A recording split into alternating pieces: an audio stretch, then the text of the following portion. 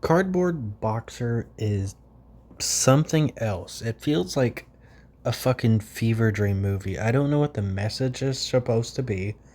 I don't really care for any of the characters. And just the plot of the movie's kind of weird. I'm not saying that the character in the movie's a pedophile by any means, but it is very weird that he becomes so attached to a little girl that's not related to him. I thought that like it was going to be a twist that his house burned down, that's why he's homeless, and that's his daughter. But it's just some random little girl, and they hug at the end of the movie. I don't know why they hug. I feel like the little girl should be more creeped out by him because, well, I guess I should explain the movie first. So the movie's about this homeless guy, the cardboard boxer. He becomes homeless. We don't know why, but he's homeless, and he becomes desperate for money, so he starts boxing. And the people he boxes are other homeless people, and it's by this some rich asshole that randomly appears one day and convinces him to box for him. And he becomes really good, and the guy starts betting on him always, and he's like his main fighter or whatever. He develops a friendship with this guy named Mickey, a homeless veteran who ends up dying. It's supposed to be sad, but it's whatever. I didn't really care for Mickey.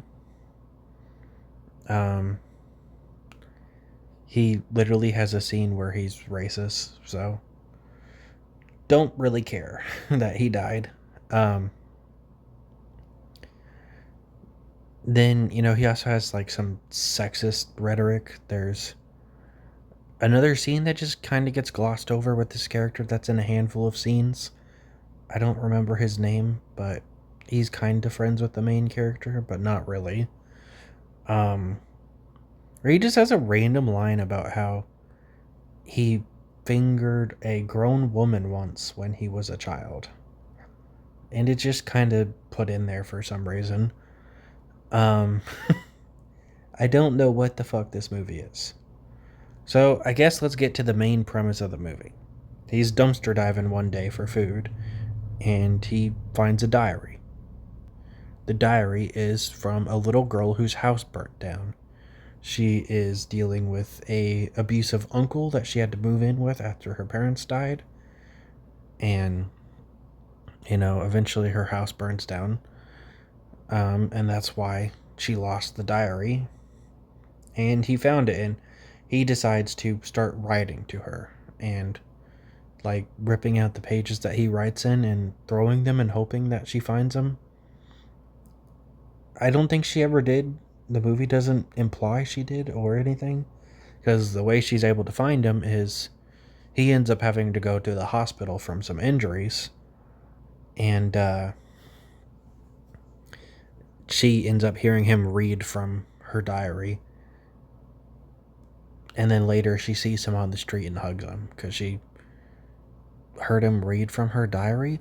Why wouldn't she be creeped out by that? Why would she be touched? Like, oh, this random stranger I've never met read from my diary. I don't I don't understand how that, made her connect with him. Maybe I'm fucking tripping. I don't get it. Terrence Howard is here. He plays like some guy that is friends with the homeless people and brings them food sometimes and does nice things for them.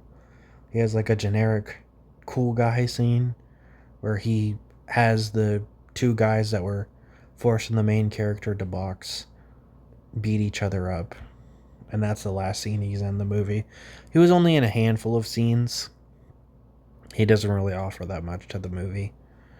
Um, this just was not very good. I was honestly not surprised that I've only ever seen one clip from this movie. And that clip felt like it would be a lot more powerful with context, which the part in the movies where the guy throws the book in a trash can full of fire to, you know, get him to fight because he refuses to fight some old guy. Um, oh, I completely forgot. This is something the movie I think completely forgot about too. Is he literally kills a guy. It's by accident, but he kills a guy, and there are no repercussions, none whatsoever. He accidentally kills a guy to protect the fucking guy that's paying him to box by hitting him in the head with the pan. The guy's bleeding really bad, and it's clear that he probably died. And I think he did die because he is hiding from the police for a little bit of the movie. Nothing ever comes from that. He just accidentally killed a guy. I will say one thing that isn't about the movie itself, but I thought it was funny that this movie's listed as TV-14 on Tubi, but they say motherfucker a lot, which would not be allowed in a TV-14 project. This movie is just not very good.